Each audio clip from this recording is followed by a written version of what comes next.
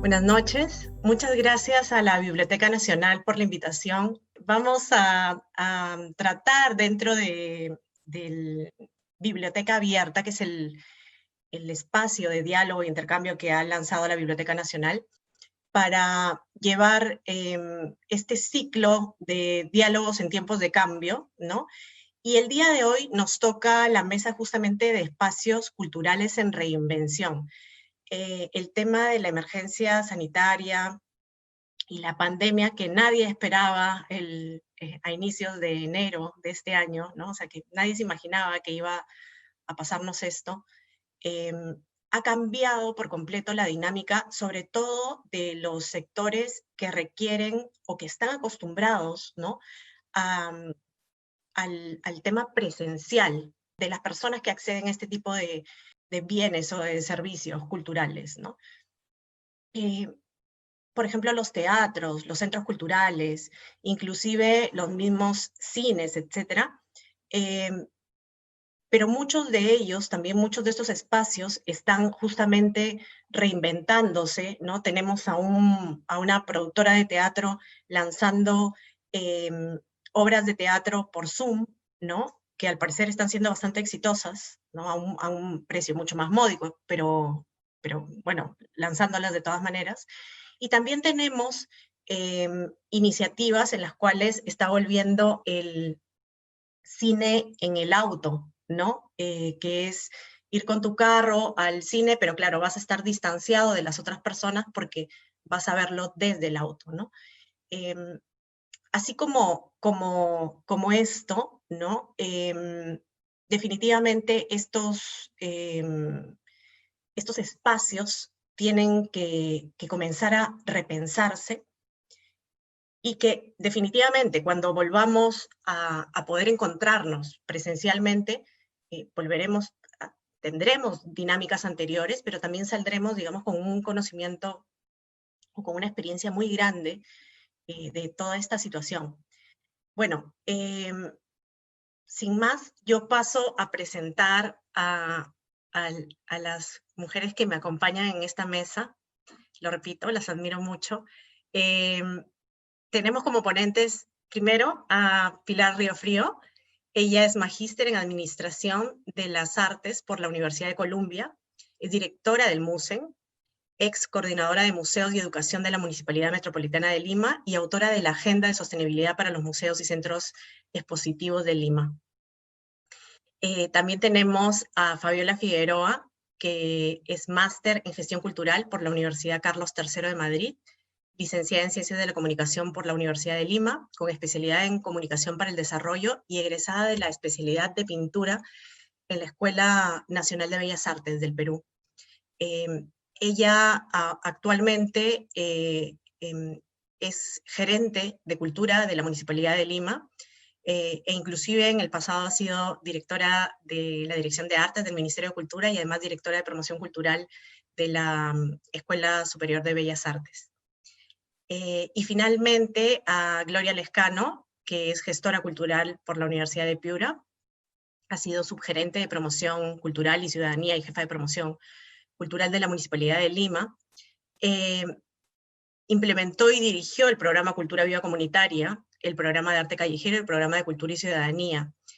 Ha sido asesor en gestión cultural en el Centro Cultural de la Universidad Mayor de San Marcos, y además ha sido docente, es docente en cursos y talleres de varias instituciones como la Escuela Superior de Bellas Artes, la Universidad Ruiz de Montoya, e inclusive en el mismo Mali. Actualmente se desempeña como especialista creativo en el sector cultural de la UNESCO en Perú.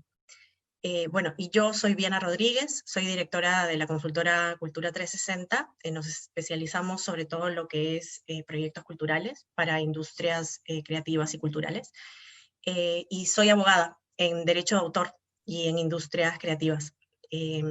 Bueno, y bienvenidos a todos y a todas los que nos están escuchando y viendo en este momento. vamos a pasar a una serie de preguntas que hemos elaborado eh, con respecto a toda esta coyuntura de las que les hablaba al inicio. Estábamos viendo justamente que el ámbito cultural se construye sobre todo en la interacción presencial, ¿no? El diálogo, la reflexión colectiva, la cohabitación de espacios, ¿no? ¿Qué reflexiones tienen justamente sobre el tema del distanciamiento social en relación a los espacios culturales? No sé si podríamos empezar por Fabiola. Hola Diana, muchas gracias.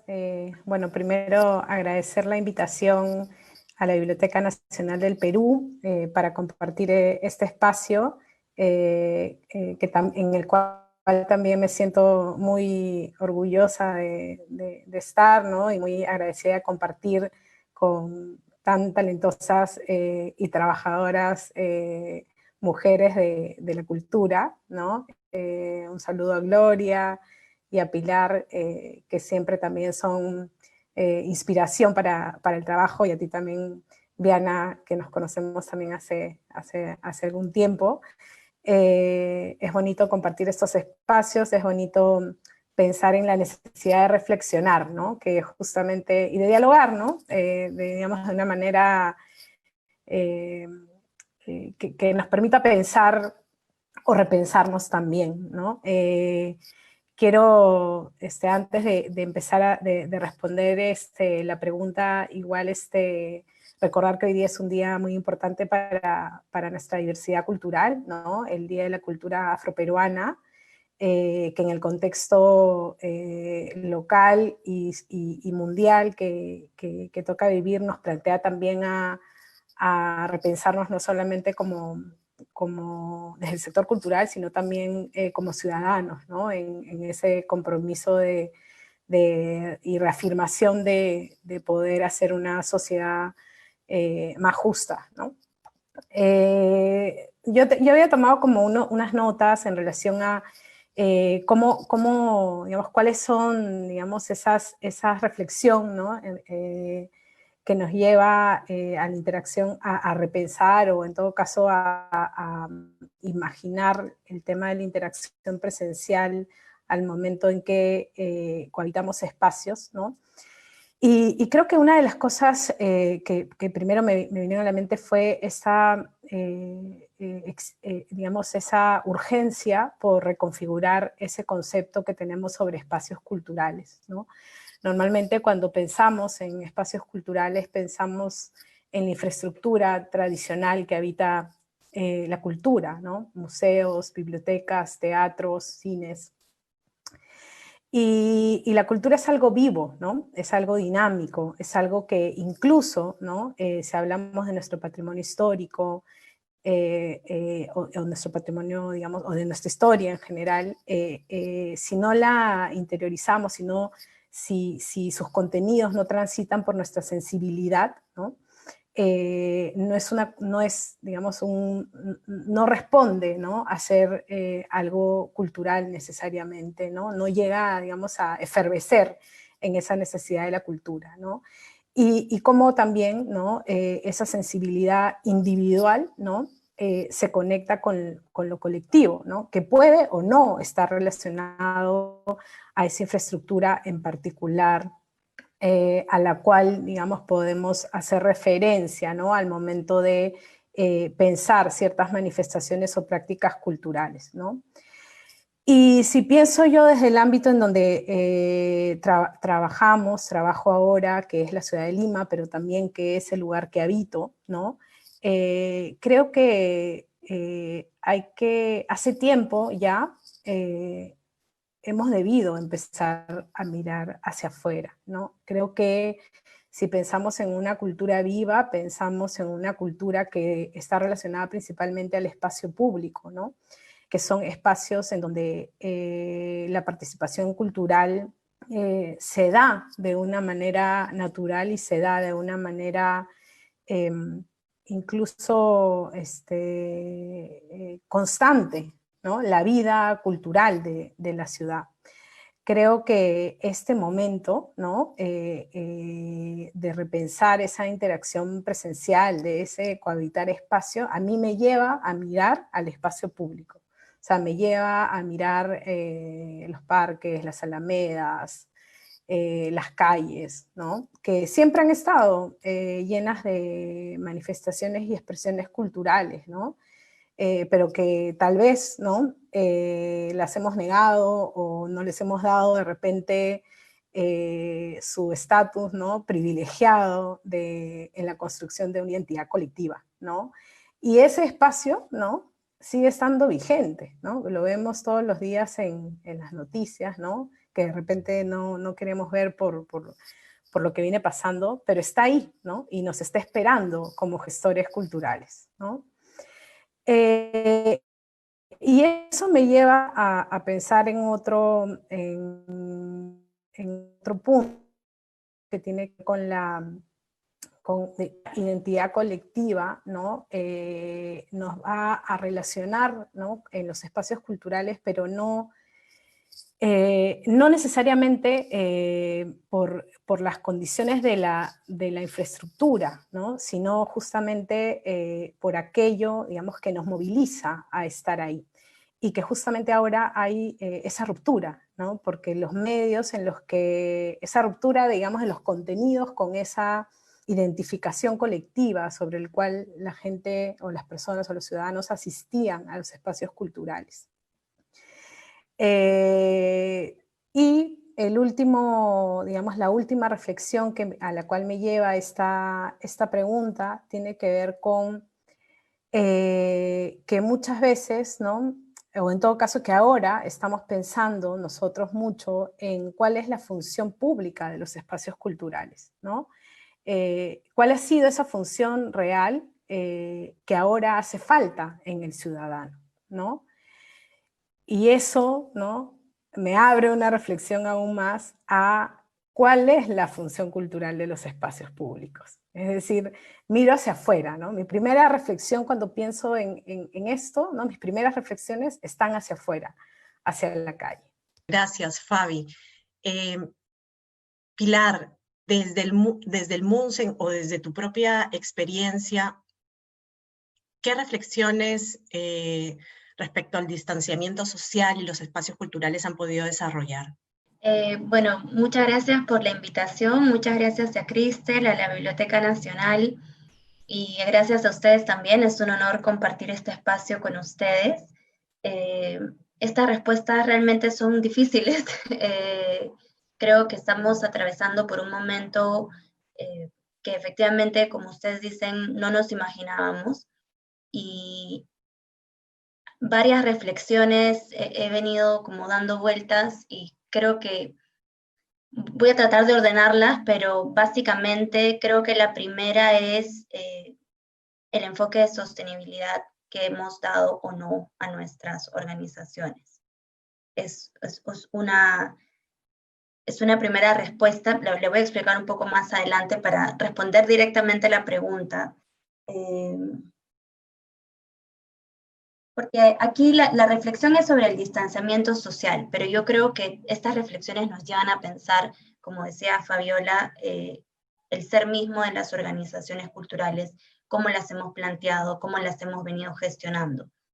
Efectivamente, para el caso de los museos, por ejemplo, el trabajo presencial ha sido básico, ¿no? Ha sido lo fundamental. Es más, yo diría que desde el Museo Central, desde el MUSEN, la expertise que hemos venido cultivando ha sido justamente el trabajo de mediación cultural en sala, que parte por escuchar, parte por conversar con las personas que ingresan, por tener una presentación de teatro, ya sea infantil, un performance, y quedarnos conversando.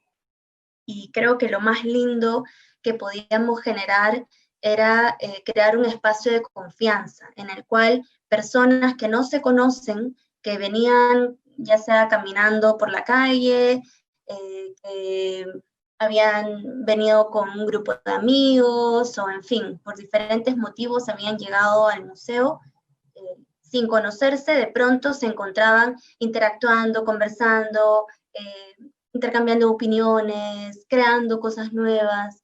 Entonces, claro, hemos visto una ruptura al estar separados del espacio físico y la verdad es que hemos pasado por muchas etapas. La primera ha sido tratar de buscar rápidamente cómo engancharnos, cómo conectarnos. Pero el trabajo de mediación tiene como particularidades el diálogo, la interacción, el escucha, el poder crear en base a lo que uno va escuchando, ¿no? Para seguir elaborando sobre ello.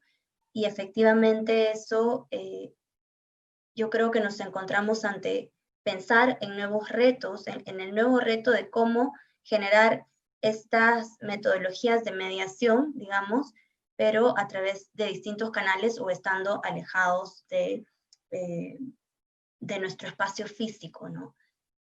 Sí creo que es importante, y lo primero que pensábamos, ya sea a nivel de grupo internamente en el museo, es empezar por cuál es nuestra misión. ¿Cuál es nuestra misión? ¿Por qué hacemos lo que hacemos? Y dónde está esta comunidad a la cual servimos, ¿no? Eso lo voy a explicar un poco más en la siguiente pregunta, pero sí creo que ante esta crisis, porque es una crisis, se han evidenciado también algunas faltas y carencias estructurales, ¿no? No solamente de cada institución, sino también a nivel sector. Yo puedo pensar, por ejemplo, en la necesidad del trabajo en red, ¿no? El trabajo en red, el trabajo a través de alianzas, el trabajo más de la mano con otros, no solamente con otras organizaciones culturales, porque a veces lo cultural no sale del mismo ámbito cultural y justamente ahí encontramos limitaciones de no extender esta red, ¿no? Otra reflexión que me parecía importante, que creo que los museos y las organizaciones culturales venimos hace mucho tiempo tratando de construir, pero sin embargo también se evidencia que no se ha construido necesariamente, es el ser relevante, ¿no? El ser relevante para la comunidad, la ciudad, nuestros ciudadanos, el espacio con el que cohabitamos. Esto para mí significa ser parte de la vida de, ¿no? Entonces nos encontramos en una situación en la cual a puertas cerradas de pronto pareciera que no fuéramos necesarios para un grupo de gente, ¿no? O para la mayoría de gente. Entonces, eso vuelve al ciclo de cómo habíamos estado gestionando, cómo nos estamos vinculando, y al descubrir o destapar estas como fallas estructurales o espacios que necesitan más atención. Pienso, por ejemplo, en el deporte, ¿no? En cómo la noticia de tener estadios y tener nuevos partidos emociona a mucha gente y genera gran contento colectivo o como una necesidad, y cómo podemos ser más parte de la vida de nuestra comunidad en general. Creo que plantea esos retos que está de la mano con ampliar y abrir los espacios, ¿no? Cómo pensamos, por ejemplo, en museos abiertos, ¿no? En organizaciones abiertas. La pregunta es, ¿qué significa ser una organización abierta? ¿No? ¿Qué significa realmente? Yo creo que va de la mano con, nuevamente, la misma forma de gestionar y trabajar, no solamente de adentro hacia afuera, ¿no? Ya sea desde curadurías, programas, sino de una forma más acompañada y respondiendo a necesidades puntuales, respondiendo a lo que sucede en el entorno. El tema de la sostenibilidad lo menciono ahora. Sí creo que es importante volver a pensar y como momento también es importante, como este momento, tener alguna especie de pausa y pensar en cómo estamos definiéndonos, definitivamente sí, y bajo qué enfoques, ¿no? Si estamos pensando las organizaciones culturales con un enfoque de sostenibilidad, ¿qué implicaría ese enfoque, por ejemplo, ¿no? Yo creo que parte del ser sostenible, el ser sostenible está vinculado a la construcción de redes, por ejemplo, ¿no? Yo creo que es una de los ejes de la sostenibilidad. Finalmente, creo que también este momento sirve para mirar las bases que se han construido desde cada organización. Y creo que si bien hay muchos retos y muchas necesidades, es importante que no nos saltemos etapas, ¿no? ¿Y a qué me refiero con esto? No la solución necesariamente para todos es inmediatamente decir, me voy a conectar a lo digital, porque construir una plataforma digital, construir contenido, requiere de una serie de pasos que te lleven a poder, no solamente en la parte del software o del diseño digital, sino a qué colectividades estoy llegando, bajo qué contenidos, si es que tengo, por ejemplo, en el caso de los museos, un registro, un inventario de la colección, si lo tengo digitalizado, y aquellas organizaciones que lo tienen no lo han hecho en 2 meses, sino es un proceso, ¿no? Entonces, creo que es importante, y con esta reflexión creo que termino, pensar en procesos, ¿no? Pensar en procesos que puedan llevarnos a objetivos puntuales, y con eso quizás tener mejores resultados, pero sí saber que ante los grandes retos, para mí creo que es más importante no tratar de resolver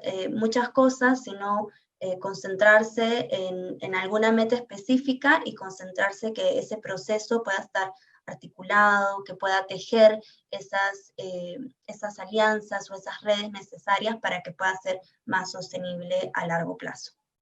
Gracias, Pilar. Gloria, desde tu punto de vista como gestora cultural, ¿tienes algunas reflexiones respecto al tema del distanciamiento social, pero también los espacios culturales?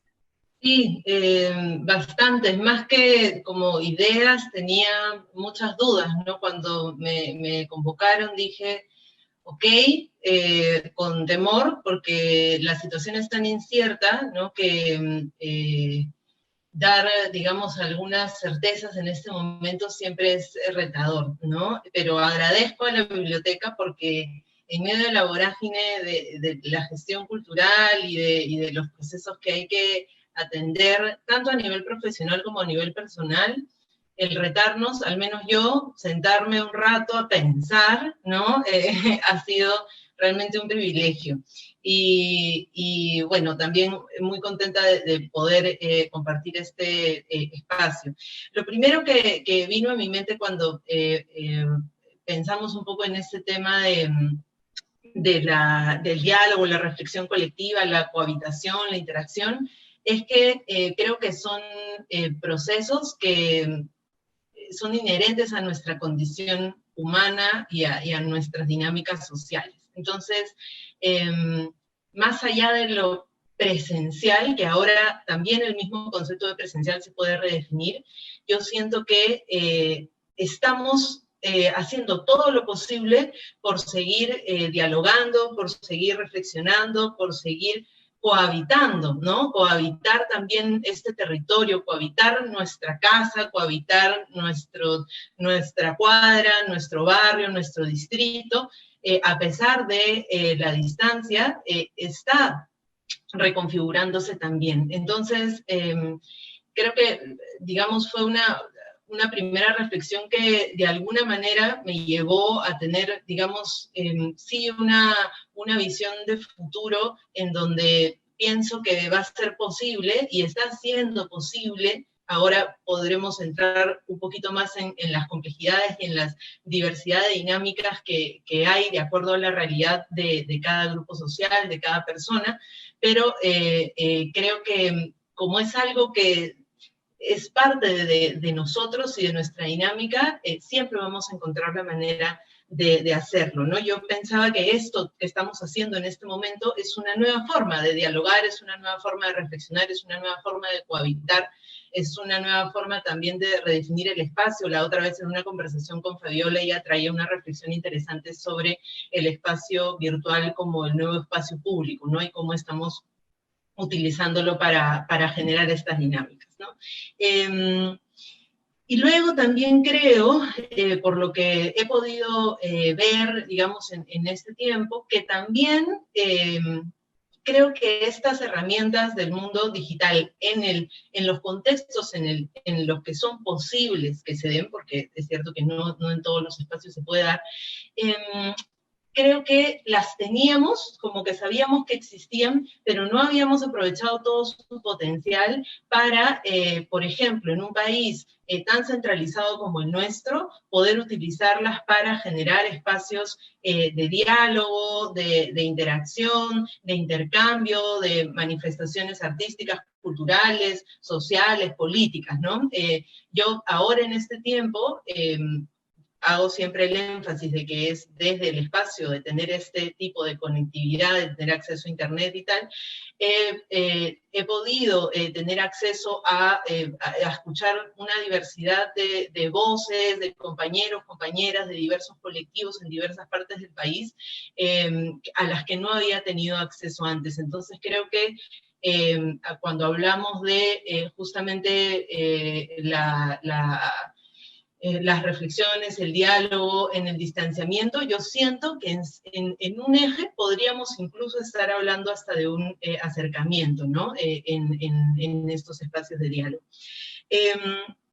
Creo también, nuevamente haciendo énfasis en cómo este distanciamiento también nos acerca, que las dinámicas culturales justamente están siendo también un espacio para de alguna manera poder romper el distanciamiento físico, ¿no? Al momento que podemos, desde también el privilegio de la conectividad, poder generar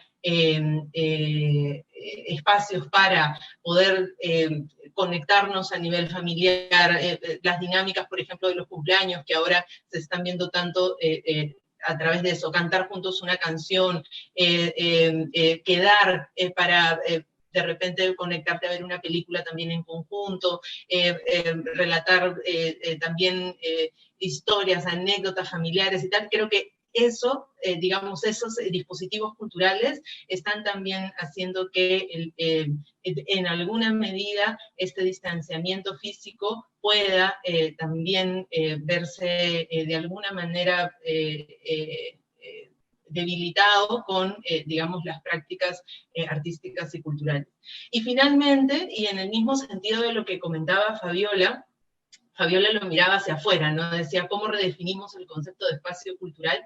Y yo estoy de acuerdo con esa concepción y mi mirada fue hacia adentro, pero no hacia adentro de los espacios culturales, digamos, per se, tradicionales, sino pensaba en que nuestros propios hogares se están convirtiendo, o siempre lo han sido en realidad, espacios culturales, pero creo que ahora con una mirada, digamos, más concreta que hay que reforzar, ¿no? Pensaba en estos espacios en donde de repente la conectividad no es muy buena, o no llega internet, pensaba, claro, las dinámicas culturales igual continúan, persisten y resisten, ¿no?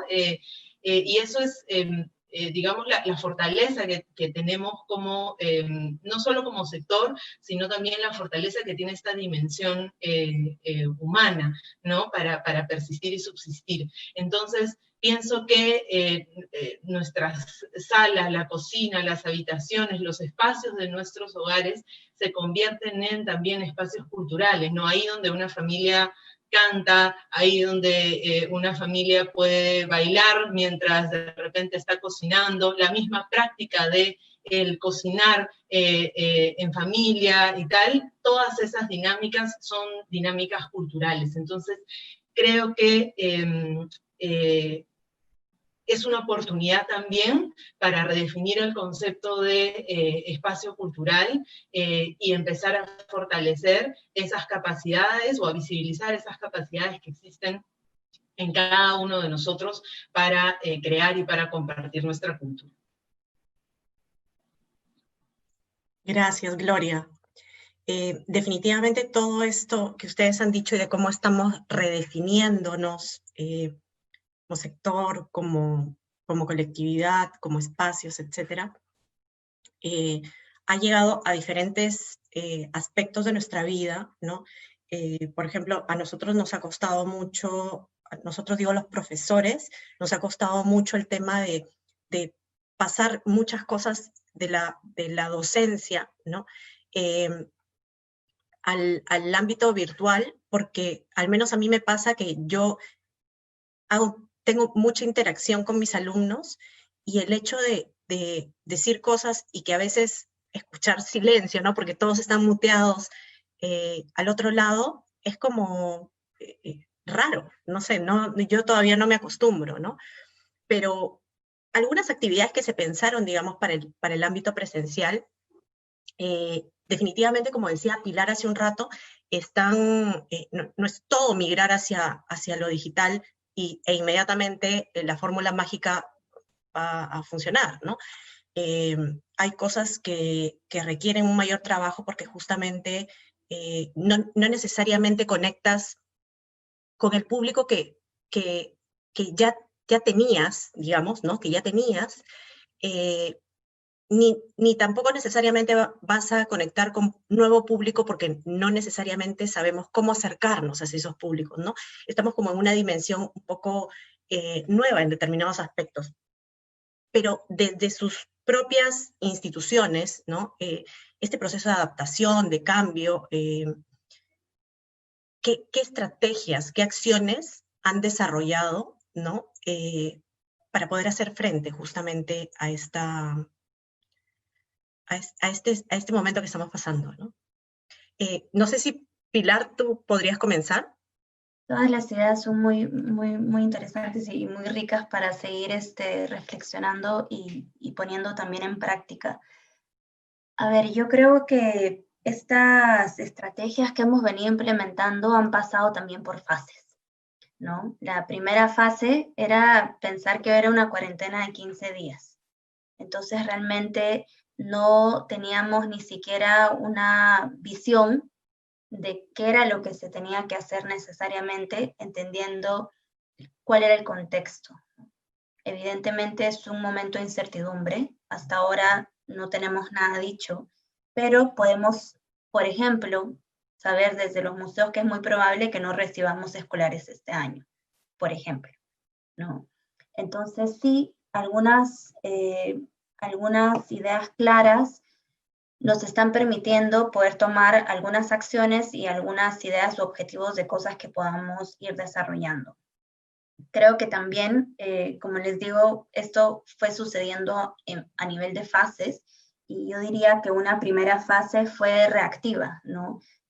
Necesitamos seguir enganchados y seguir comunicando, seguir conectados con no solamente el público, porque es cierto que los públicos son diferentes, ¿no? El público que va al espacio físico, que el público que te sigue en redes, qué canales tienes, ¿no? Si es que tienes 2 o 3 redes o 4, en fin.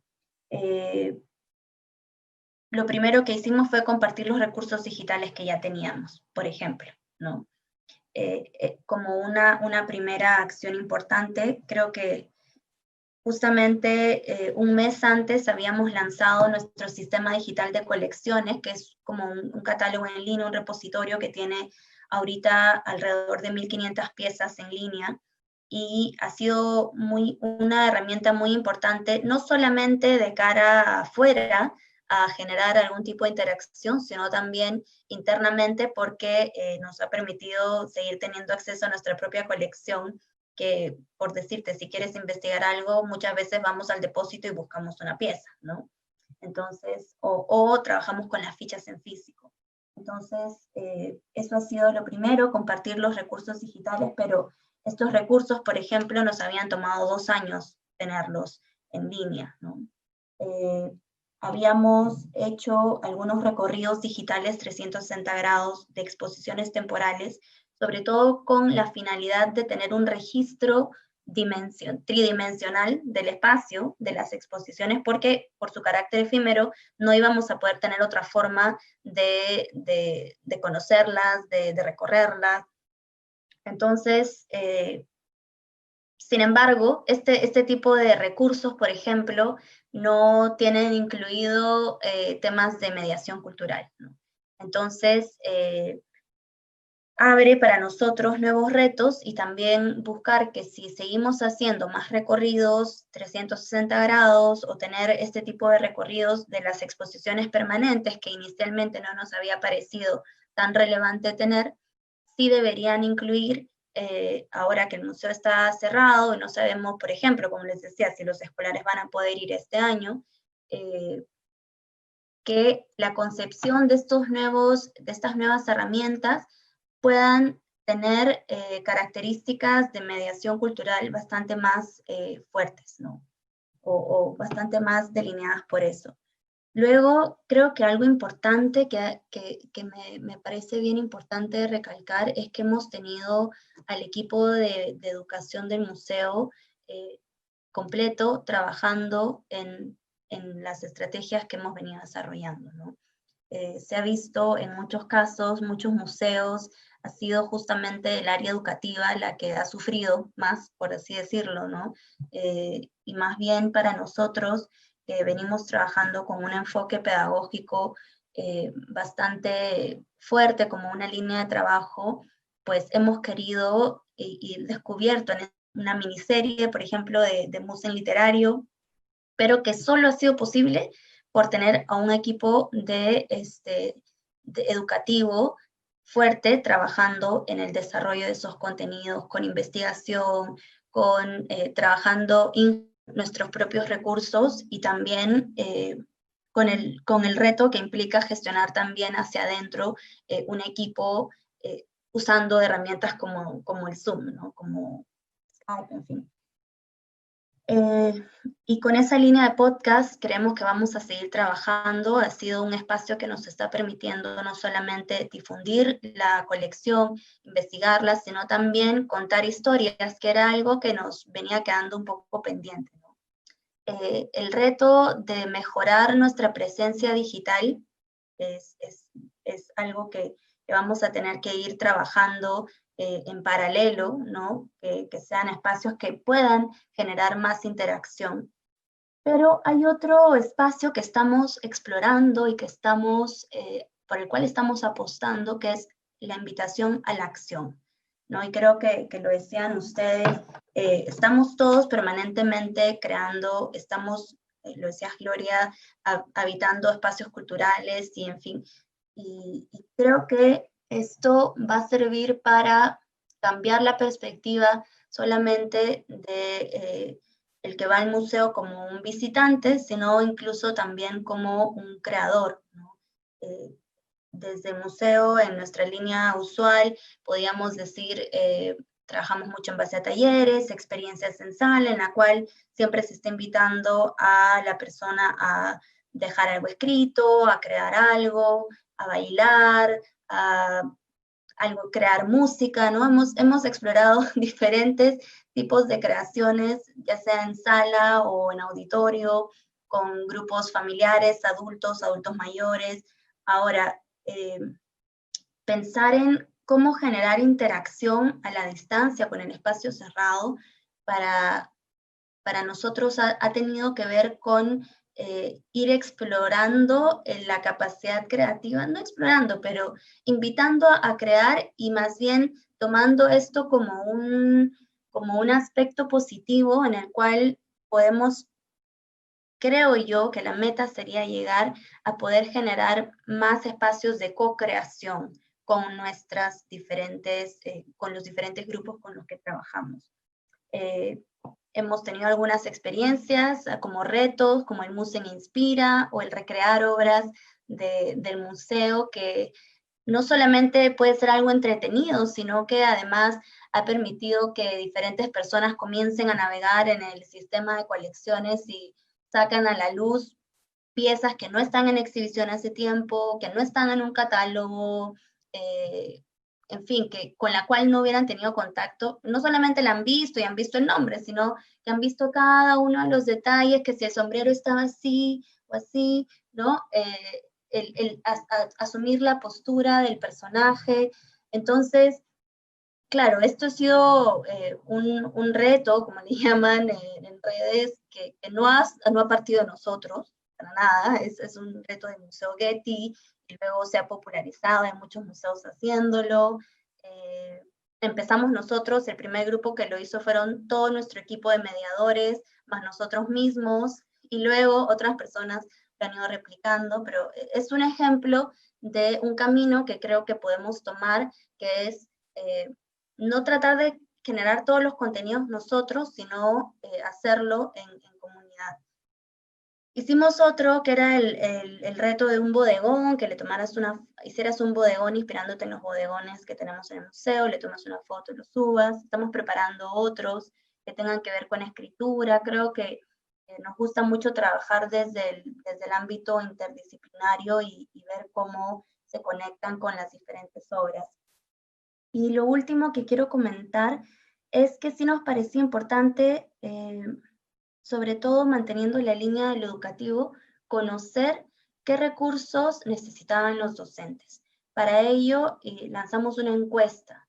Esta encuesta, los resultados los vamos a presentar en unas 2 semanas, pero nos sorprendió muchísimo la acogida que tuvo. Pensábamos llegar por lo menos a 300 personas y llegamos a 800 personas que la respondieron a nivel nacional, y nos muestra los resultados. Bueno, ya los tenemos y les puedo comentar un poco. Básicamente que son muchos los recursos que necesitan los docentes, ¿no? El recurso digital por excelencia que les interesa es el video, pero no es un interés únicamente en un video, sino realmente estamos, yo creería, hablando de programas educativos integrales que puedan acompañar de recursos con apoyo bibliográfico para los docentes, con espacios de formación, de diálogo. Hay mucha necesidad también, como decías, Diana, para los docentes de tener formación sobre cómo enfrentarse a trabajar digitalmente, ¿no? Y también desde el museo, bueno, preguntamos si estarían interesados en formación en aprendizaje basado en objetos. ¿Por qué? Porque los museos básicamente lo que tenemos son objetos e imágenes, ¿no? Entonces, ¿cómo este objeto, esta imagen puede entrar a tu aula y servir como un recurso para trabajar un proyecto, para no solamente hablar de un tema específico, sino de diversos temas, ¿no? Y también algo interesante es que lo contestaron profesores de todas las asignaturas. Así habíamos planteado la encuesta, y creo que es interesante ver cómo profesores de matemáticas o de inglés o de ciencias y ambiente ven una posibilidad importante de trabajo en coordinación con un museo de arte, por ejemplo, ¿no? Entonces creo que ese tipo de acciones son las que vamos a ir explorando, y va a ser el reto para nosotros también poder trabajar en estas líneas con los docentes. La otra comunidad con la que veníamos trabajando era con la comunidad sorda en el Perú, que ellos venían visitando el museo con un intérprete de lengua de señas 2 veces al mes, en un programa que ha sido sostenido por más de 1 año y medio, y por eso también hemos incluido un intérprete de lengua de señas en los últimos podcasts que hemos sacado, porque no queremos dejar de trabajar con una comunidad con la cual ya teníamos un programa establecido. Creo que otro de los retos de trabajar temas digitales es el tema de la inclusión, ¿no?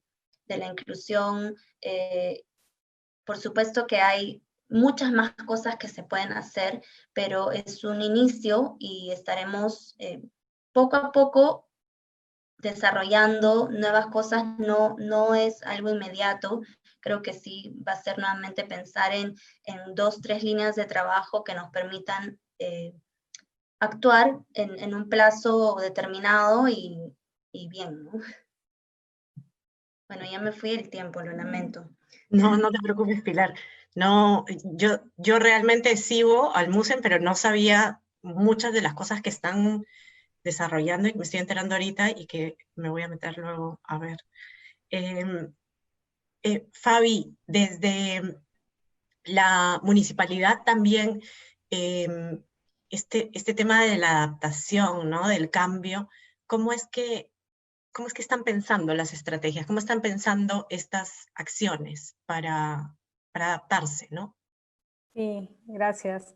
Bueno, interesante lo que comentaba Pilar también en sentido de, de cómo también hay experiencias en las cuales nos vamos nutriendo de otros y el tema de los procesos, ¿no? Que son fundamentales en esta idea de la virtualización y que son necesarios también, ¿no? Es decir, hay como decir, esa necesidad, ¿no? De generar contenido, de seguir cumpliendo nuestra función, pero al mismo tiempo también de reflexionar, ¿no? Y de pensar cuáles van a ser los otros procesos en paralelo, ¿no? Pero bueno, volviendo a la pregunta que me acabas de hacer, en verdad para nosotros, digamos, el trabajo en el inmediato, a partir de esta emergencia, no sé, tuvo una transformación en muchos niveles, ¿no? Desde el nivel, digamos, del teletrabajo, ¿no? Que tiene que ver más, digamos, a la lógica del equipo, ¿no? En donde, digamos, hay otras dimensiones que atender, ¿no? En este contexto que tiene que ver con cómo esté el equipo, si tiene las condiciones necesarias para trabajar desde casa, ¿no? Cuáles son los tiempos que vamos a utilizar para ello, si están bien, si no están bien, ¿no? Y eso ha sido todo un proceso en general, creo, bueno, para mí personalmente, como, digamos, una persona que lidera un equipo de más de 150 personas, muy complejo, ¿no? Ha tenido que asumir, ¿no? O transformar ciertas formas, ¿no? De interacción en mi vida, ¿no? Pero que en verdad, también de alguna u otra manera me han permitido estar más cerca, ¿no? De algunas personas con las que de repente no compartía mucho en el día a día, ¿no?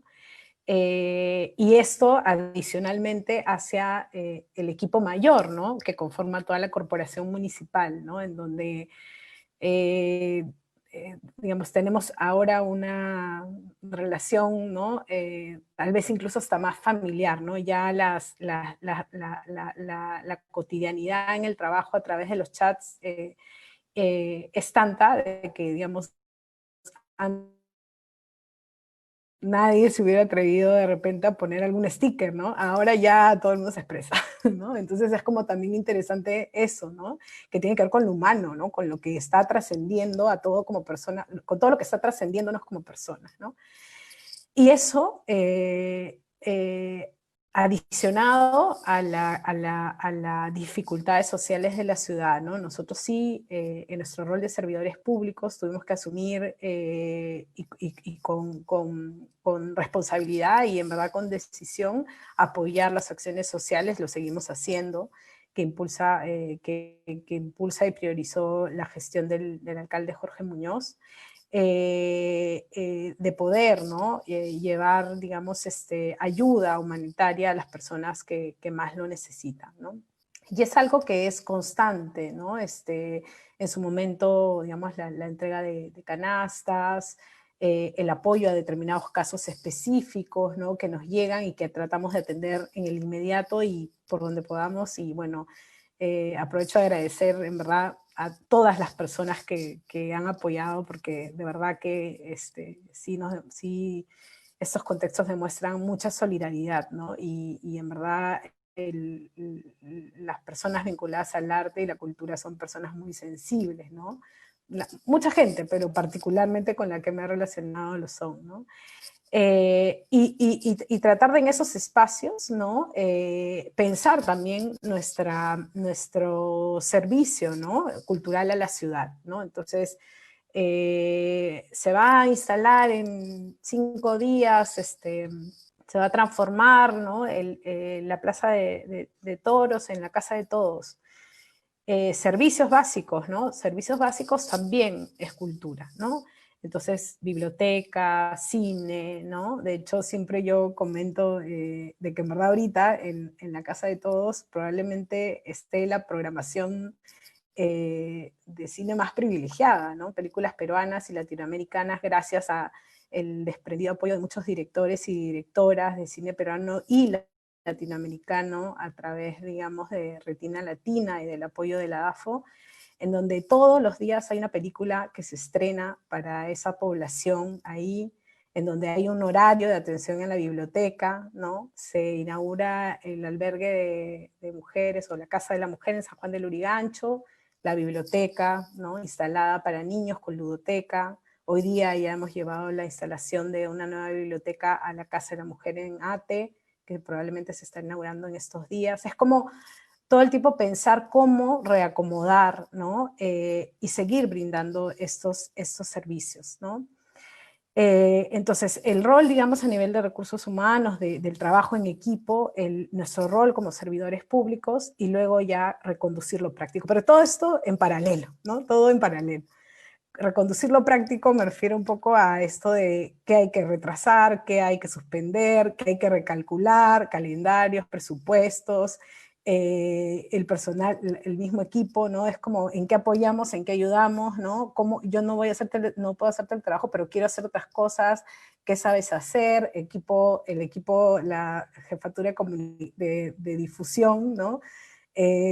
De pronto, ¿no? Brilla porque es el espacio en el que tenemos que atender muchas digamos, de los servicios que tenemos que brindar, y faltan manos, ¿no? Y por ahí es que, bueno, pero yo manejaba los equipos audiovisuales del museo, y eso no sé qué, y el equipo empieza a sumarse, es una transformación, pero de diálogo muy, muy, digamos, constante, ¿no? Y bueno, eso, digamos, en la parte un poco más de la dinámica, si queremos así decirlo, ¿no? Y ya, digamos, en el ámbito ya de un trabajo más planificado, ¿no? Nosotros, digamos, una de las primeras cosas que pensamos fue necesitamos tener información. Esto es algo que ya veníamos pensando desde hace tiempo en el equipo, ¿no? La necesidad de retomar el observatorio cultural, ¿no? Está en el plan de gobierno del alcalde retomarlo, ¿no? ¿Cómo íbamos a hacer para cumplir eso, ¿no? Entonces, una de las primeras acciones que dijimos, bueno, tenemos que hacer una encuesta para saber qué es lo que está sucediendo, ¿no? Un día conversé con el exdirector general de la Dirección General de Industrias Culturales y Artes y le digo, vamos a lanzar una encuesta. Me dice, nosotros también, unámonos para no duplicar, porque definitivamente un gran sector del sector cultural y artístico está en Lima, ¿no? Lamentablemente por el centralismo. Y bueno, corrimos, ¿no? Todo lo que pudimos para sacar adelante esta encuesta, de la cual, digamos, nosotros también ya tenemos los resultados, el Ministerio a nivel nacional y nosotros a nivel de Lima, y estaremos pronto a presentarlos.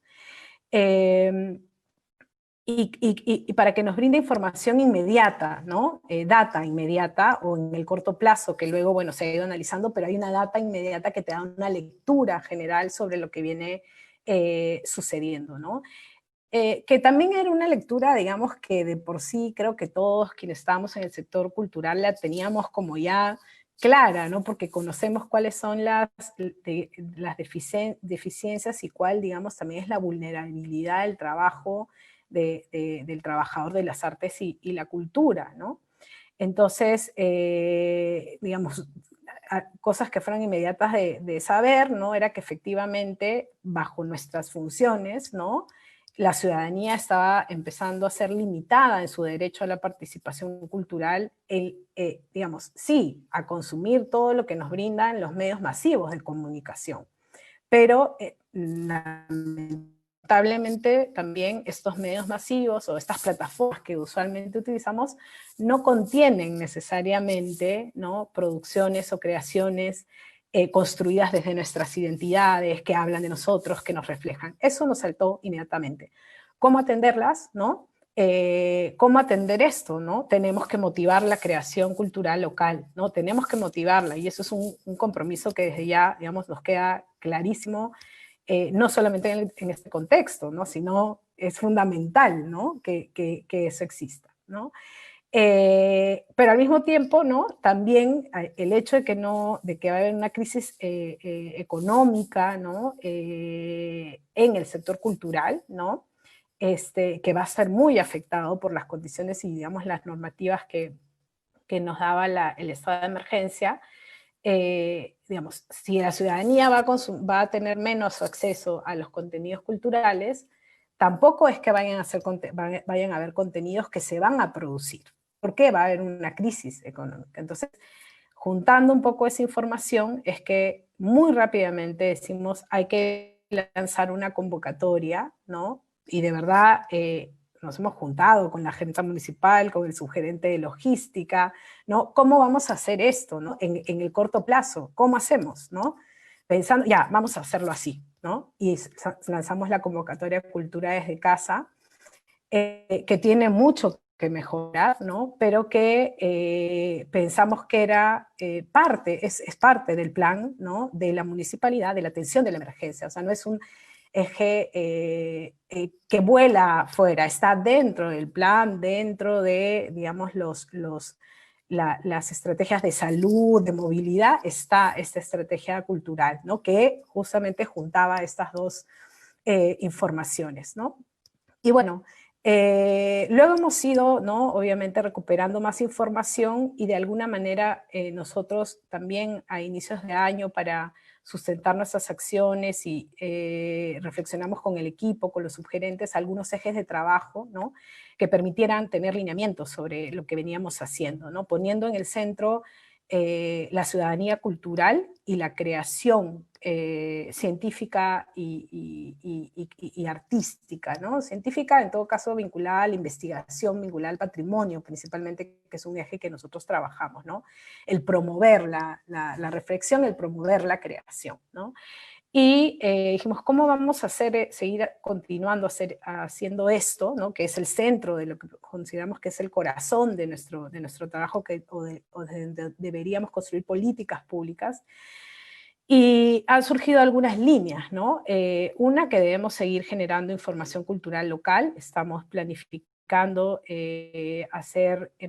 iniciar a tener información sobre participación y consumo cultural, primero en este contexto, y seguir institucionalizar eso. Pensar en estrategias que nos permitan generar, y creo que esto tiene mucho que ver con lo que han dicho, esta de la participación o la acción, y lo que has dicho, Gloria, tú del espacio cultural de la casa, ¿no? Así como hemos lanzado Cultura desde Casa, vamos a lanzar Arte en Familia, en donde vamos a invitar en familia, que significa en verdad a las personas que pertenecen a un hogar, ¿no?, independientemente de su relación, de la relación que tengan, para que generen contenidos que puedan ser asesorados por artistas o directores, ¿no?, o dramaturgos, ¿no?, depende de la convocatoria, para generar sus propios contenidos, que luego, digamos, la idea es poder compartirlos y pensar ahí en cómo ¿no?, se articula una estrategia en donde el hogar, ¿no?, se convierte en el espacio que irradia, ¿no? Porque el que una familia participe ahí, o que los integrantes de un hogar participen en la propia creación de contenidos, va a irradiar hacia aquellos que están vinculados a esa familia, ¿no? Ahí son como unas ideas que se nos han ocurrido en ese sentido, ¿no? Y bueno, obviamente difundir los contenidos locales, que es lo que venimos haciendo, pensar en cómo aportar a la difusión de plataformas digitales, ¿no?, de medios de comunicación barriales y comunitarios. Ahí queremos como ver cómo adaptamos las convocatorias de cultura de vida comunitaria y el trabajo con las organizaciones para realmente tener un impacto comunitario. Es muy, muy, muy bacán. Ayer hemos tenido una plenaria con las organizaciones y de verdad que da mucha satisfacción, ¿no? Y es de escucharlas a las organizaciones, decir, pensemos en proyectos, ¿no?, que permitan amplificar el impacto que tenemos, ¿no? También este punto de promover la colaborativo multidisciplinario y que este punto, en este eje, estamos pensando en la necesidad, ¿no?, de poder generar algún tipo de programa que permita fortalecer y capacitar al sector en el uso de las nuevas tecnologías, ¿no? Nosotros, las convocatorias generan mucha información, ¿no? Y nosotros hemos tenido una convocatoria de cultura desde casa con más de 450 postulaciones. Y cada una de esas postulaciones, ¿no?, nos ha dado una información muy valiosa, ¿no?, sobre las ideas, ¿no?, innovadoras que los gestores están teniendo, pero también, ¿no?, las debilidades en torno al uso de los recursos tecnológicos, ¿no? Y también, entonces, eso también nos plantea un nuevo rol dentro de, como servicio público, ¿no?, que no solamente es, pues, digamos, generar contenidos o difundir contenidos, sino que cómo realmente, ¿no?, el gobierno, ¿no?, el local, la municipalidad, se convierte en una plataforma que permita realmente, ¿no?, el derecho a participar de la vida cultural, ¿no?, del ciudadano que es quien participa, ¿no?, pero también del ciudadano que es el que genera los contenidos, que es el artista y el trabajador de la cultura, ¿no? Eso ha sido hasta ahora, digamos, nuestras digamos, rutas para emprender el trabajo. Y definitivamente es una chambaza, ¿no? O sea, es así como varias cosas, como tú decías, ¿no? Son varias cosas a la vez, varias cosas pasando a la vez. Y sí, o sea, yo escucho que un montón de gente dice, no tengo nada que hacer, y yo veo a todo el sector cultura trabajando a toda máquina muchísimo más que antes, ¿no? Es impresionante todo lo que nos está tocando hacer a cultura, ¿no? Gloria, si bien no desde la institución en la cual trabajas ahora, tú has visto de otras instituciones alguna estrategia que te gustaría comentar, algo que tú quisieras, digamos, compartir, ¿no?, que te haya parecido interesante. Sí, justo ahora pensaba un poco en que se podía hacer como una pequeña también, un pequeño relato, ¿no?, de la evolución que más o menos se ha podido visibilizar de las estrategias que han ido empleando las organizaciones culturales, digamos, en este tiempo, ¿no? Teniendo en cuenta un poco también lo que mencionaba Maripili hace un momento, de ir también siendo más conscientes de lo que esto implica, ¿no? Porque a veces al inicio es difícil ver la realidad que se nos avecina, a veces también es un mecanismo de protección, no lo queremos ver, y como asusta, entonces, digamos, han habido reacciones y estrategias que han ido evolucionando, digamos, conforme el panorama de la crisis en la que nos encontramos se ha ido vislumbrando, digamos, más claramente, ¿no? Entonces, digamos, inicialmente hubo como este deseo por compartir información, ¿no?, por compartir contenido, ¿no? Muchas organizaciones tuvieron muchos espacios culturales tuvieron este deseo, y quienes pudieron hacerlo liberaron contenido, lo pusieron al servicio, muchos generando alternativas justamente para las familias, para las personas que se queden en casa, estimulando justamente el cumplimiento de la cuarentena.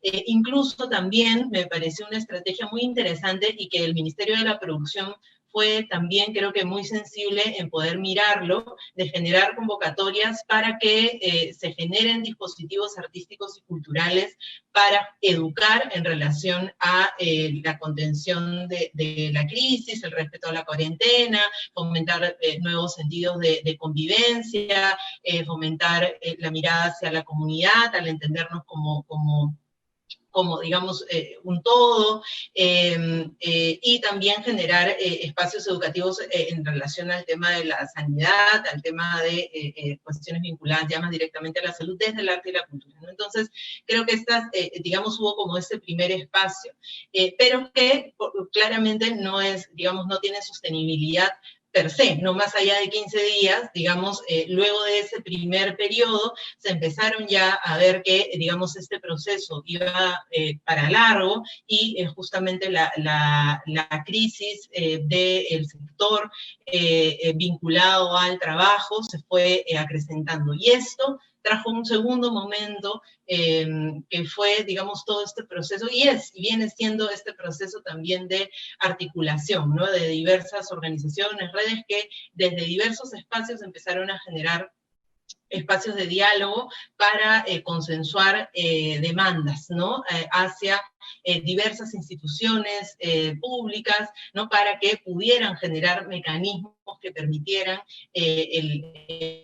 digamos, la reanimación del sector, que permitieran pasar, digamos, esta crisis, ¿no? Y ahora último, acabo, digamos, de ver en los últimos días una evolución sobre esto, porque creo que inicialmente todo fue, digamos, más ligado hacia el Ministerio de Cultura, también hacia la municipalidad, pero he visto ahora que hay una mirada también hacia el gobierno local, ¿no? Que ya se están empezando también a generar demandas, se están empezando a generar, digamos, a demandar espacios de diálogo también con los gobiernos locales, que creo que en este contexto tienen un rol fundamental justamente por la cercanía con la población y las mandatos y funciones que también tienen los municipios en relación a la atención a los derechos culturales de la población. Luego, también ha habido un tercer momento de compartir servicios ya, digamos, en algunos casos pagados, ¿no? Servicios culturales. Pero, claro, la lógica ha sido, esto que yo hacía en mi espacio cultural, lo pongo en el espacio digital, ¿no? Y muchas veces, claro, a través de una transmisión, a través de una grabación, ¿no? O a través de ofrecer, digamos, algún taller o tal. Y luego lo que estoy viendo de manera más reciente es digamos, en algunos casos, como de reinvención de esos servicios culturales, ¿no? Digamos, ya no puedo, digamos, tocar en un concierto, bueno, se están haciendo de repente algunos festivales, digamos, vía streaming, ¿no? También ya no puedo vender este producto o servicio, entonces hago esta tienda virtual o esta tienda, ¿no? Online, que me permite generar este intercambio. No puedo tocar, no puedo presentarme, pero puedo dar clases, puedo dar talleres y explorarlo a través de Zoom, o dar asesorías virtuales para actores, para actrices y tal, ¿no? Y eso también ha venido con un proceso de postulación a los pocos fondos que tenemos, digamos, en relación a oportunidades para el financiamiento de prácticas culturales. Y creo que también otra estrategia, digamos, ha sido, y que ha visto mucho más en organizaciones de corte comunitario, en organizaciones con enfoque territorial, que ha sido también entender la práctica cultural como una práctica que va más allá de los servicios artísticos per se, ¿no? Y que tiene que ver justamente con reforzar los vínculos en la comunidad, ¿no? Y esos vínculos en este momento pasan por cuestiones que no necesariamente están ligados estrictamente a lo artístico, sino a necesidades básicas. Entonces ahí he podido ver a muchas organizaciones culturales también generando actividades solidarias, generando festivales gestionando donaciones, gestionando entregas de canastas, apoyando en información en la comunidad, generando también espacios virtuales para, digamos, el barrio, para compartir información. Entonces, como también entender que la práctica cultural va más allá, digamos, del ofrecimiento de servicios artísticos y culturales, ¿no?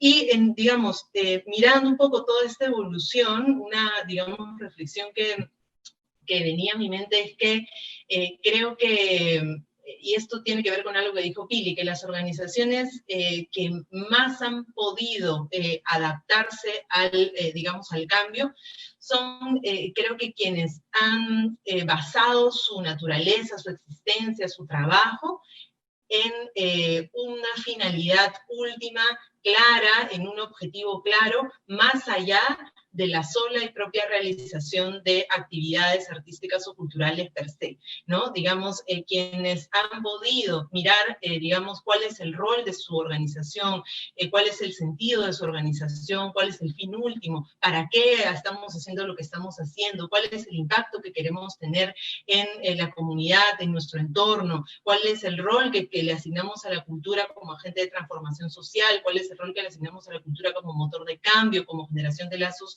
en comunidad, quienes han mirado, digamos, ese rol, y no solamente mirando el tema de transformación social, solamente vinculándolo a, digamos, atención a problemáticas sociales o a situaciones políticas complejas, o atender temas vinculados a otras esferas, vinculados a la salud, al ambiente, sino también entendiéndola como de repente la propia mirada sobre tu propio sector, ¿no? Sobre el propio sector de la música, el del teatro, el de la danza, el audiovisual, ¿no? También mirando hacia el propio sector, qué transformaciones son necesarias ahí, cuál es el rol de mi organización en ese ecosistema, en esa dinámica del sector. Quienes han podido mirar eso, creo que son quienes han podido entender que su naturaleza o su razón de ser no pasa necesariamente por la generación de un evento o una actividad con determinadas características, sino que esa actividad, ese evento, eso que yo estoy haciendo, tiene un sentido porque tiene este otro fin último. Entonces, cuando yo tengo claro eso, mirar esta situación puede permitir decir, ok, puedo generar estrategias de diversa índole y seguir cumpliendo esa finalidad, ¿no? Seguir cumpliendo ese rol. Así, por un momento, de repente eso sea desprenderme de la actividad netamente artística, ¿no? Como ha ocurrido con muchas organizaciones que, dado que su naturaleza tiene que ver con fomentar sentidos de comunidad, con fortalecer vínculos en un territorio específico, en un barrio específico, o con una comunidad específica, se han volcado a otro tipo de actividades que eran necesarias en este momento, ¿no?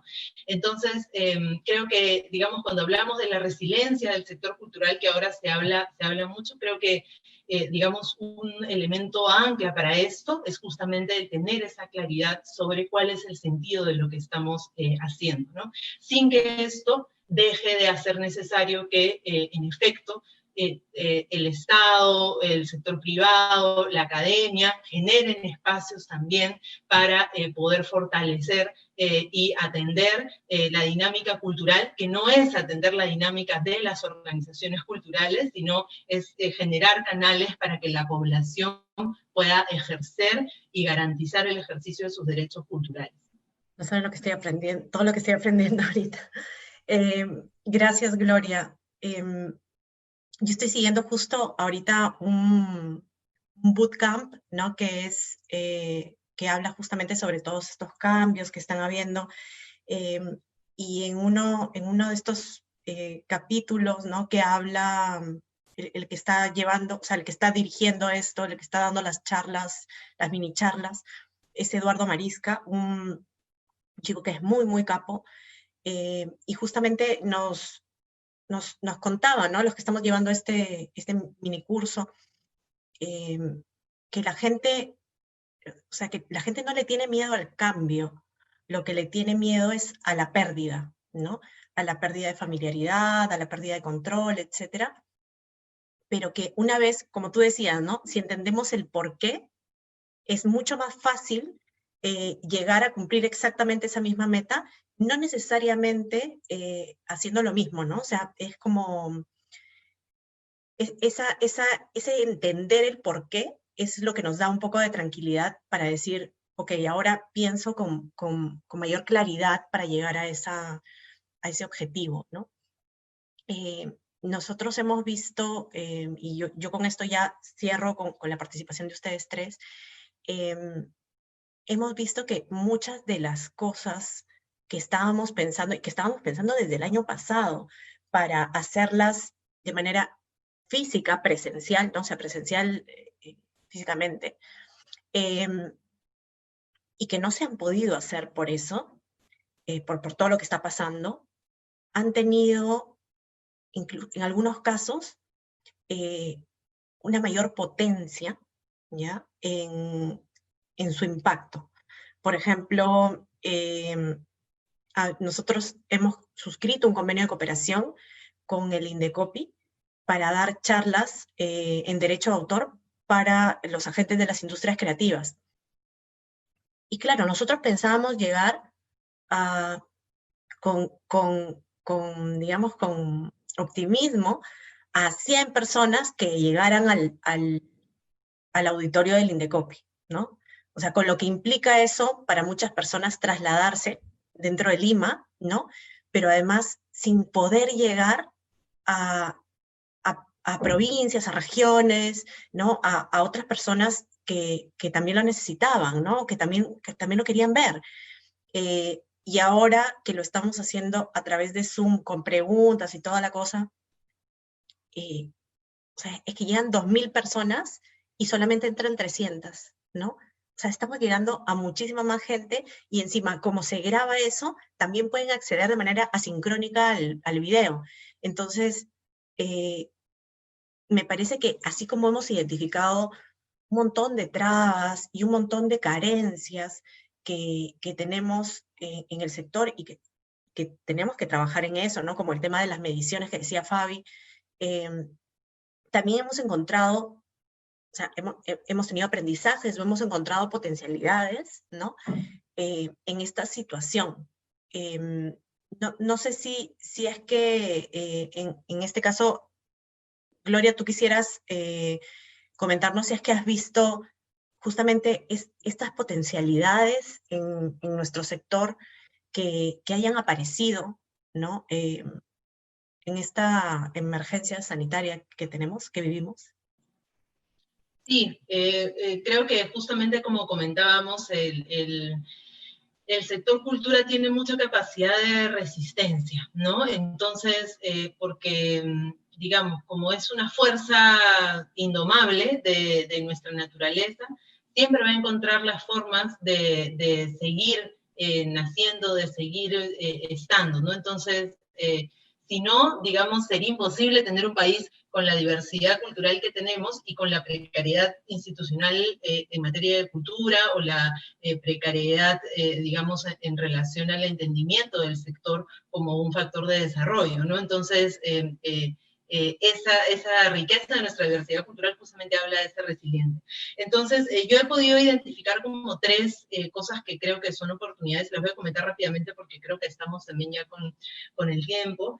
Y son cosas que las he venido comentando, ¿no? Primero, el tema de la articulación, creo que ha sido una oportunidad interesante para que el sector cultural se vuelque a mirar un poco la fortaleza que tiene el trabajo conjunto y a asumir, porque no queda otra, asumir el reto de lo que eso implica, ¿no? Digamos, de todo lo que cuesta el trabajo articulado, y también entendiendo que trabajar articuladamente no necesariamente significa que trabajemos absolutamente todos juntos, ¿no? Sino también tomar una opción y una decisión, ¿no? Sobre los espacios en donde cada uno se articula, en las organizaciones con las que nos articulamos, y valorar, digamos, la diversidad de opciones para que eso pueda ocurrir, ¿no? Y sí generar espacios en donde, digamos, es fundamental sí generar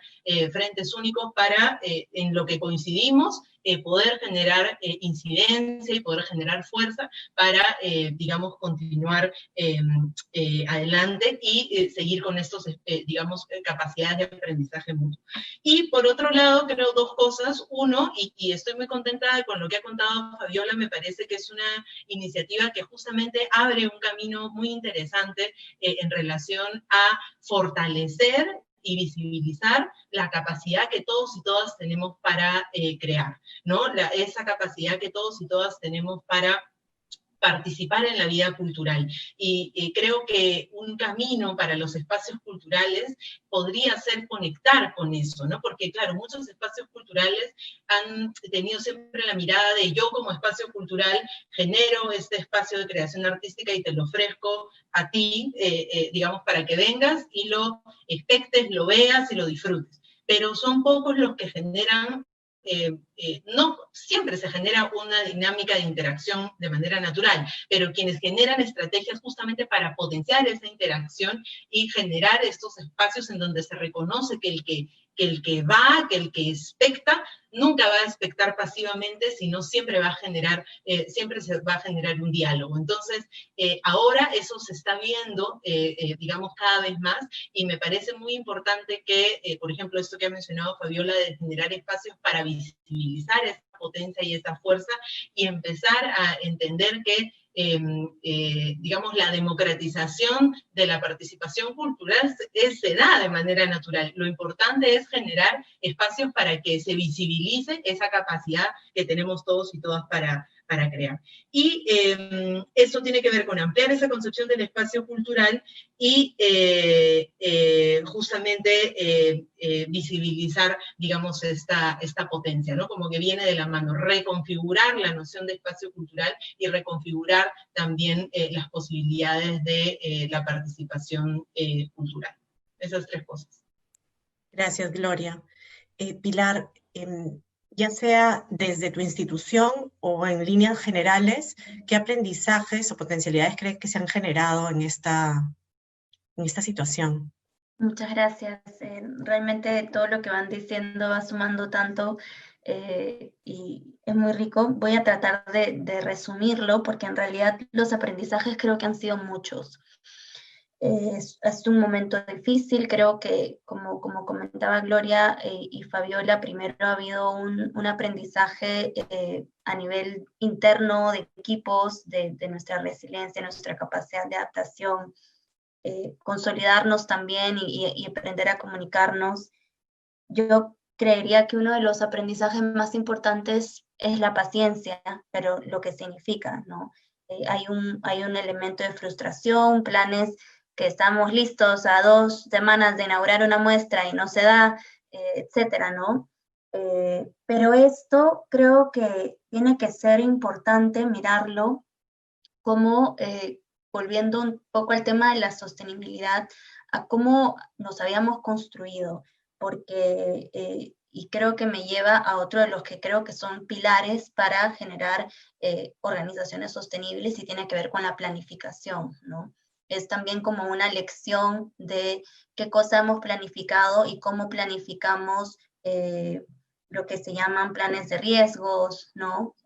Tanto a nivel institucional, en los museos también hay planes de riesgo que tienen que ver con la conservación de las colecciones y cómo actuar en emergencias y cómo estamos teniendo estos planes de contingencia. Creo que si hay una lección importante que debe quedarnos es tener planes de contingencia. La importancia de la planificación a mediano y largo plazo no es solamente para tener una programación cultural, sino es para poder ver todas las aristas de lo que implica una gestión desde la organización. Otra gran lección creo que tiene que ver con la necesidad de articular, como decía Gloria, pero que esa articulación no se dé solamente a nivel de alianzas entre la organización o en el nivel físico, sino también creo que es importante tener una articulación digital. No tenemos un repositorio cultural que nos permita, por decir, todo esto que se está generando, ¿dónde lo vamos a encontrar? ¿no? Yo pienso en cómo construir mejores canales, cómo llegar mejor a los diferentes públicos. No todas las soluciones son digitales. En otras encuestas veía que muchos docentes prefieren que se les envíen los recursos por WhatsApp, por ejemplo. Bueno, es digital, pero no es una plataforma web. En otros casos, ecomuseos, espacios territoriales, no tienen internet, a lo mejor la radio, ¿no? Poder identificar de qué manera llegar mejor, pero hay mucha creación de contenidos y productos interesantes. ¿Cómo estamos haciendo para que puedan llegar a los diferentes grupos? Sí creo que sería necesario plantear o tener una plataforma cultural. La Aprendo en Casa, por ejemplo, la plataforma del Ministerio de Educación ha generado una serie de currículas, incluso tienen otros enlaces para otros recursos, pero no hay una plataforma cultural que esté conectada con eso, que esté conectada con lo que se está creando desde los barrios, las comunidades, las organizaciones de cultura y vida comunitaria, museos, bibliotecas. Y es importante no solamente a nivel de una plataforma macro, sino también interna. Como decías, Gloria, crear ese relato, pero parte por documentar, parte por sistematizar, parte por poder tener un archivo, ¿no? Entonces sí creo que en este repensar el papel de las organizaciones culturales, y bueno, por lo menos del museo, es también pensarnos como el museo como una escuela, una biblioteca, un archivo, como un laboratorio, un espacio de creación. Entonces estamos hablando de salir un poco de esta noción de lo que hacíamos solamente y cuál es nuestra única función, y pensar en que somos bastantes más cosas, ¿no? Bueno, creo que con eso lo voy a dejar. Básicamente este espacio, este tiempo nos debe dar también una pausa para analizar y trazar estos objetivos claros. Gracias, Pilar. Fabi, velozmente, ¿qué potencialidades, qué aprendizajes? Bien, lo más veloz que puedo. Justo estaba como ordenando mis ideas. De acuerdo con Gloria y con Pilar de este tema de la articulación, digamos que pienso también como ellas, ¿no? Y añado el hecho digamos, desde el lado público, ¿no? Cómo logramos esa articulación, cómo logramos institucionalizar esa articulación, pero no tampoco a través de documentos, digamos, eso también, ¿no? Pero cómo realmente el gestor público, ¿no?, de la cultura tiene que interiorizar de que el trabajo o su función es en diálogo, ¿no? Es en diálogo con los otros, ¿no?, actores del sector y con la ciudadanía. Muchas veces, ¿no?, en esa lógica de lo urgente por lo importante, en la que lamentablemente muchos trabajadores de lo público, me imagino también de lo privado, pero estamos corriendo, perdemos un poco esa perspectiva. O sea, es algo como que es vital en el trabajo de la gestión pública de la cultura, y es lo que te va y lo que yo creo que permite, ¿no?, que realmente uno enfrente, ¿no?, colectivamente cualquier situación crítica, ¿no? Entonces, ese aprendizaje de saber que lo primero que uno tiene que hacer es retomar esa visión de diálogo, de llamada, ¿no?, de comunicación, de contacto, es algo que es un aprendizaje que hay que institucionalizar, ¿no? El tema, digamos, que comentaste tú, Diana, de el temor a perder, ¿no?, a algo, ¿no? Pienso también que es un aprendizaje en esa lógica de soltar y aprender, ¿no? Nosotros durante, digamos, el primer de la gestión, esto, que era la agenda cultural, era, digamos, un logro, no por lo que significa tener una agenda cultural impresa, ¿no?, sino que para, en verdad, en la gestión pública, tener una agenda cultural impresa que repartes 15 días antes del mes después, es tener una visión a futuro de que todo el mundo es ideal y todo va a suceder tal cual lo has puesto ahí, ¿no? Y yo misma, cuando asumí el cargo, me sorprendí de esa, digamos, de esa máquina que trabajaba en ese sentido, ¿no? Y entonces, claro, ¿cómo pasar uy, te cortaron la máquina y cómo pasa lo otro, pero me desprendo de esto, ¿no? Ese desprendimiento cuesta, ¿no? Y yo me acuerdo de las 2 semanas ya de decirle al equipo, sí, hemos preparado esto, pero cuando volvamos, no, es que ya no vamos a volver, tienes que pensar en la aquí y ahora, ¿no? Abandonemos, ¿no? Soltemos, ¿no? Y aprendamos a enfrentar este momento, ¿no? La flexibilidad. Y a nivel de potencialidades, creo que hay una potencialidad, que lo comentaba con esto, digamos, de el empezar a hacer más partícipe a la ciudadanía en la generación de contenidos, ¿no? Que tiene que ver con esto, el concepto que comenté al inicio de la sensibilidad colectiva, ¿no? ¿Cómo identificamos esa sensibilidad colectiva que en este momento está movilizando a las personas y las conecta con una colectividad, pero no hay, ¿no?, esa interacción? ¿Cómo lo vemos? ¿Cómo lo estudiamos? ¿No?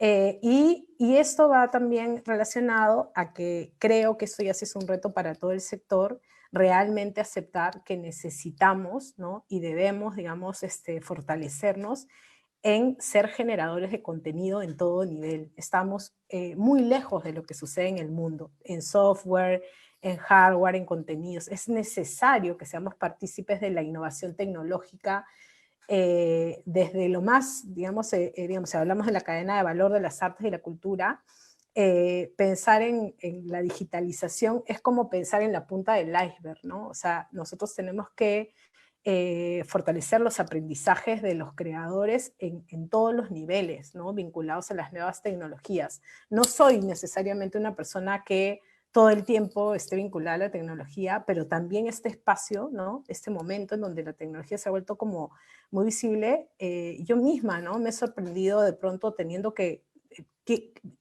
hay que hacer esto, ya, me dice, no sabemos cómo hacer, yo buscando tutoriales y de pronto encontrar un mundo infinito, ¿no?, que desconocía, ¿no?, pero que existía ahí hace 10 años, ¿no? Y entonces digo, es como, estamos muy lejos de lo que sucede en el mundo, y eso sí creo que es un reto que tiene el país, ¿no? Es un reto que tiene el país, la tecnología está ahí y debe ser explorada, ¿no?